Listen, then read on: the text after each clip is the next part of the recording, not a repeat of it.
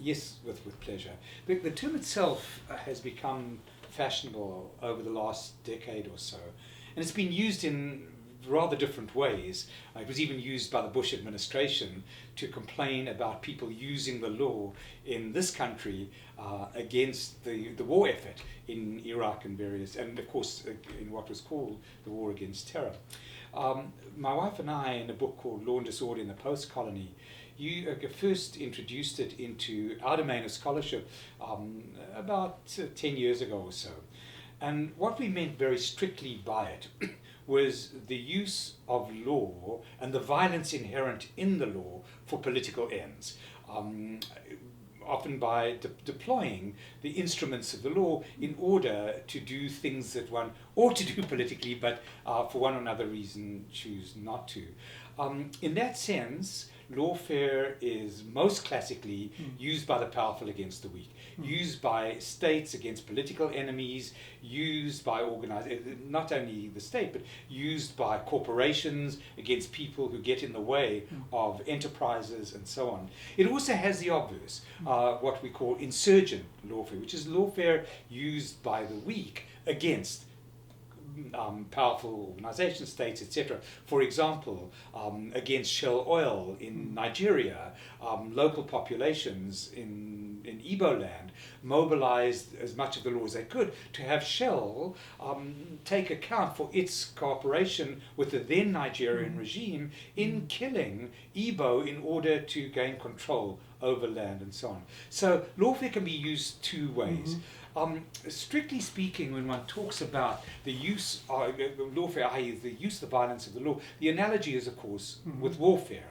And warfare, and this goes back, of course, to Clausewitz and the great theorists of war, always has to it three dimensions. And those three dimensions are characteristic of lawfare in the contemporary age.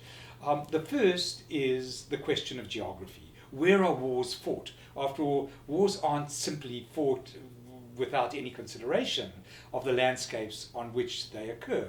Armies seek heights, they use the sea, they engage, as it were, in the strategic use of cartography, of the landscape, of geography. Well, the equivalent in law, of course, is jurisdiction. After all, where you fight a law case is foundational to winning or losing it. And in fact, that's of course what lawyers do. Expert lawyers are very careful about jurisdiction shopping, as it's called, and so on. So that if in South America you're going to fight a human rights case, as for example the Tingni Indians did against the Nicaraguan government, they found it entirely inappropriate to try this in Nicaragua, so they went to the Inter-American Court. Similarly, if one recalls the prosecution of Pinochet, it started in the British courts, it moved to the Spanish courts, and then it did because those were the geographies in which he could be brought to justice, when he clearly couldn't in the first instance in Chile itself. Jurisdictions are very complex, of course. Many cases are fought under the Alien Torts Act in the US against American acts of violence against local populations in the courts of Manhattan or various, so that the victims of apartheid in South Africa took their case to the Manhattan courts, where it's had, in fact, a very tricky history. So jurisdiction is the first dimension, geography, in other words. The second dimension of war is weaponry. And weaponry in the law, of course, is jurisprudence. What laws you use to fight. So that, for example, in America, insurgent lawfare can't use, for example, human rights law, because the courts basically don't recognize it. So while human rights might make a moral claim, it's very weak law. In this country, much harder law. Tort law, any kind of damages, of course, war crimes and other, that's much harder law. So, in effect, deciding how you fight and how people use the law, and of course, what states typically use against their enemies, or at least what people who rule in the name of the state, because state's an abstraction. States don't fight, people fight. So what people with power tend to use, of course, is corruption, because basically so much can be defined as corruption, so much is inchoate. We've reached the age in which the line between the legal and the illegal is inherently inchoate. And in fact, power, especially the power of authority, i.e. authorized power, is often lies in the capacity to draw the line, to decide what is legal or what is illegal. And very often as we see this now in the American election, Trump basically threatening to, trying to delegitimize his opponent by calling her Crooked Hillary, by saying that the reason that she cannot be his just opponent is because she's a criminal. Never proven. In fact, quite the opposite. Where there was the possibility of indicting her, the FBI decided not to. That hasn't stopped Trump. And what Trump has in fact said is, the moment I become president, she becomes a criminal. Yeah. Okay, so ex post facto, what is now perfectly legal, maybe ill-advised, would, in that political context, with a seizure of authority by God forbid, a Trump administration, would be the criminalization of a political enemy. And that, of course, has happened a lot. And in a way, once upon a time, political opponents were killed by fascist. Now they're basically incarcerated, and the violence of the law has replaced the violence of the gun, because you destroy people, you face them, you erase them, you take away their assets, you take away their dignity, you take away their lifestyle. And that, by the way, and I'll come back to the third dimension of the law, of lawfare in a moment, that is the difference between rule of law and rule by law. Rule by law is the use of jurisprudence to attack one's enemies and to control one's enemies, to control populations. We do it here all the time. The criminalization of black populations, of poor populations, is also the use of lawfare to, in effect, make a class that no longer can work because the American economy doesn't have work anymore for the vast majority of its population, for dealing and managing basically black poor people, people who were once upon a time proletarians and now have become criminalized, which is why America has the largest carceral rate in the world. Ironically, America calls its unemployment rate 7%, or now 5.7%, but it doesn't count people in prison, which is basically almost 3 million people. It doesn't count people who have stopped looking for work. So its real rate is somewhere in the high 20%, which is in effect very much like the global south, which is supposed to be the land of the poor, etc., etc. And what is more, America counts jobs, it doesn't count incomes. This is a country in which, in fact, if you are a minimum wage worker in New York, and you say a 50-year-old woman, you need 1.8, 1.9 jobs in order to have an income above the poverty line, which means that if America actually ever were to have full employment, it would have to have 100 and something percent, because a job isn't an income. But that's a side point.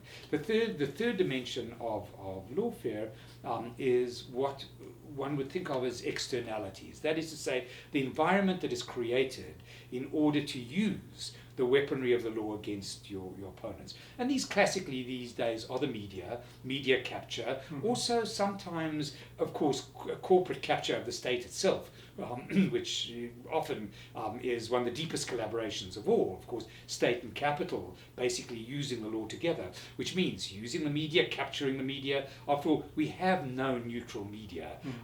In this country, Trump is complaining constantly about the liberal media. Of course, he's paying no attention to the fact that wherever you go, Fox News, what calls itself Fox News, is basically the mouthpiece of the right.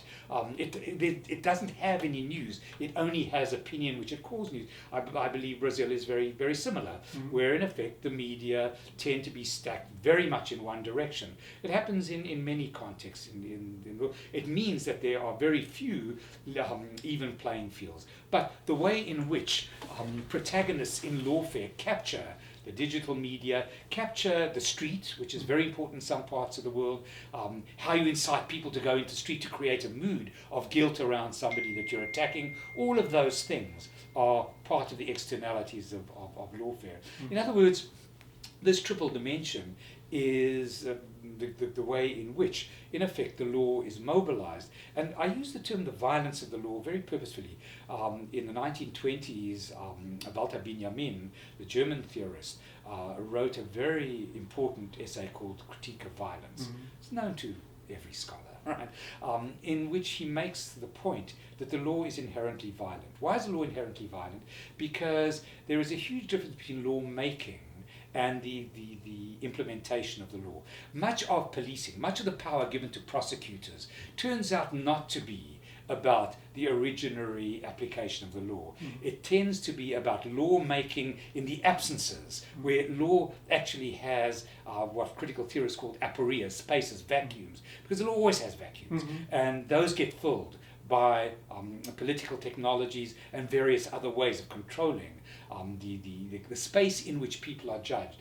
Now, of course, I talked about the difference between rule of law and rule by law. This is the critical distinction between democracies and autocracies. You won't call autocracies fascist, they tend in that direction. And also new forms of populism, because the tendency, in effect, to set aside equality before the law. There's the notion that you judge people before they ever reach a court is rule by law. It is characteristic of autocracies, not of democracies. And if you read Brazil from Harvard, right? If you read, for example, the submission that has been placed in front of the United Nations, this is the junction in the road that Brazil seems just to have taken, to have moved from rule of law to rule by law. After all, Lula, others clearly are being judged before a trial, and nobody.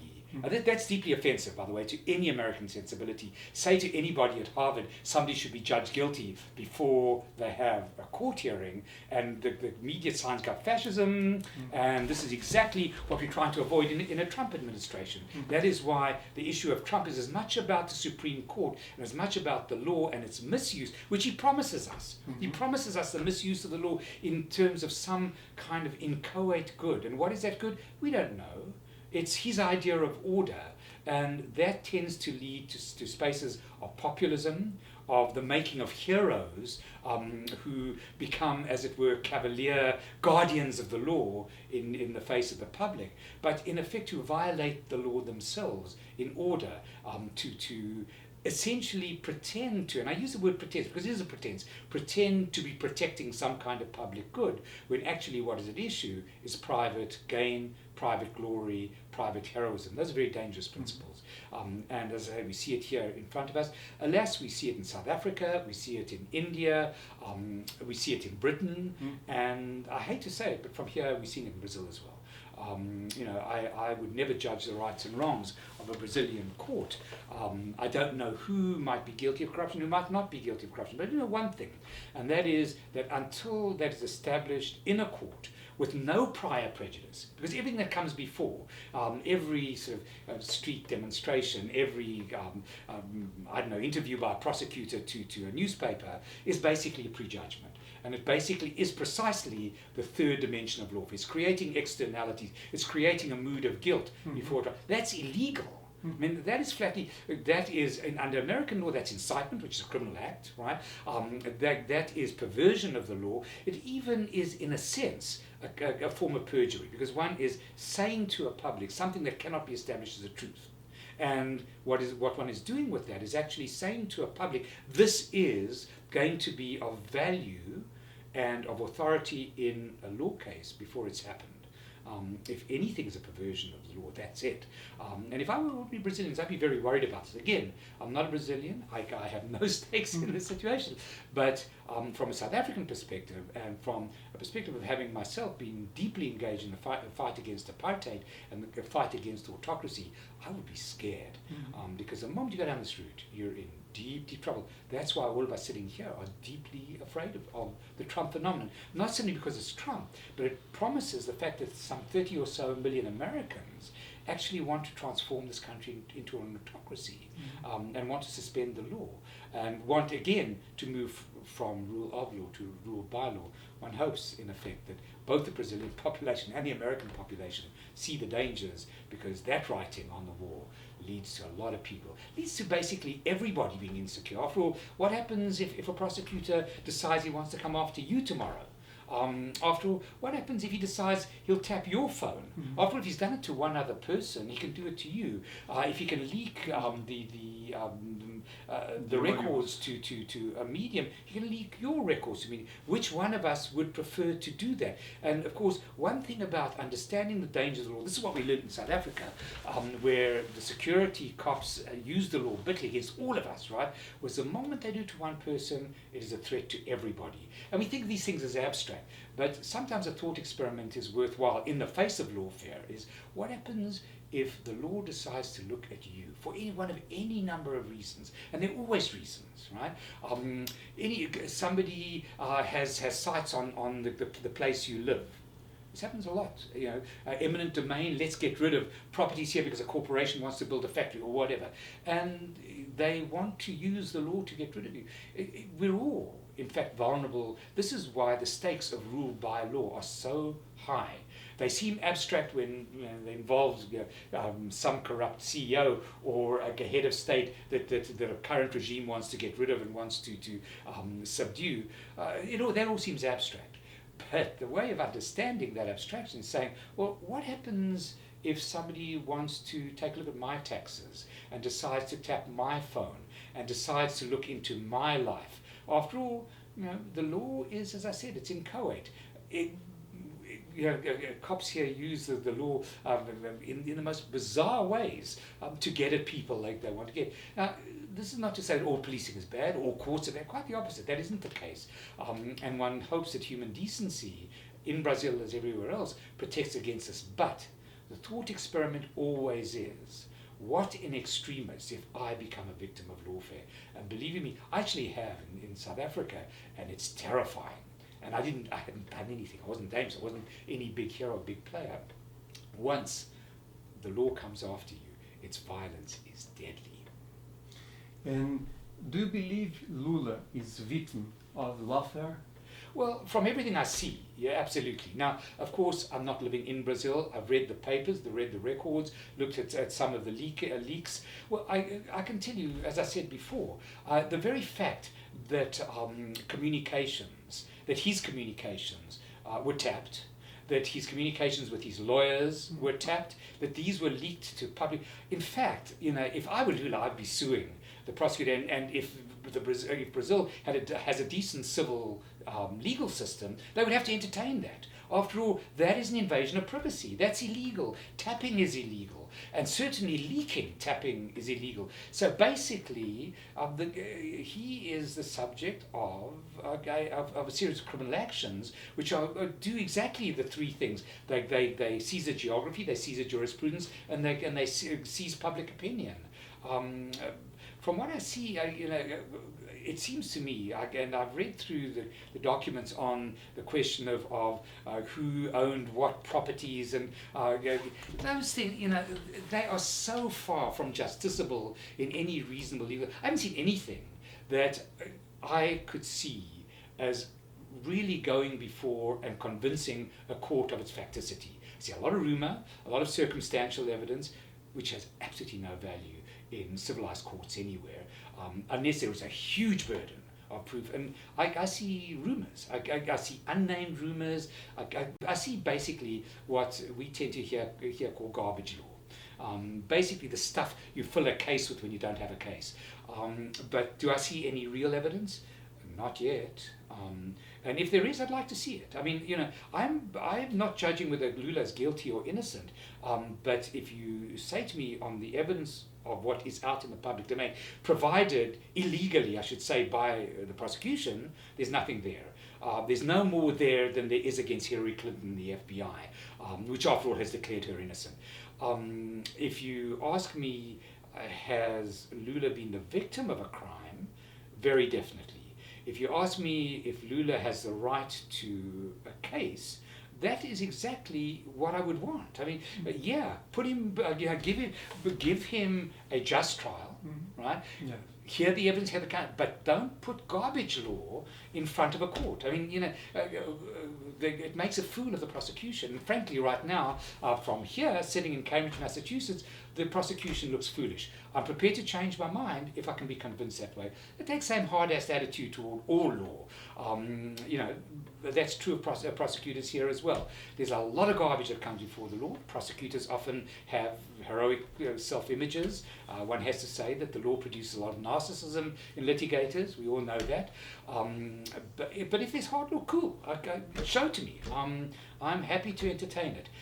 But don't fill my inbox with garbage. And certainly if it were an American judge sitting on this case, don't fill her or his court with garbage either, because not only would you be made a fool of, but you'd be dismissed basically as using the law in the mode of a lawfare. So no, I don't see any evidence. But that's not to say, I'm not saying there isn't evidence. I'm being very careful here.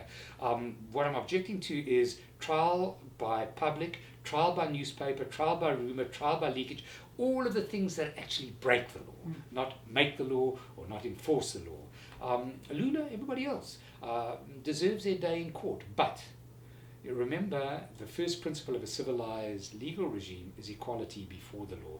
That means that the defense has the same rights as a prosecutor. That means that a judge is impartial.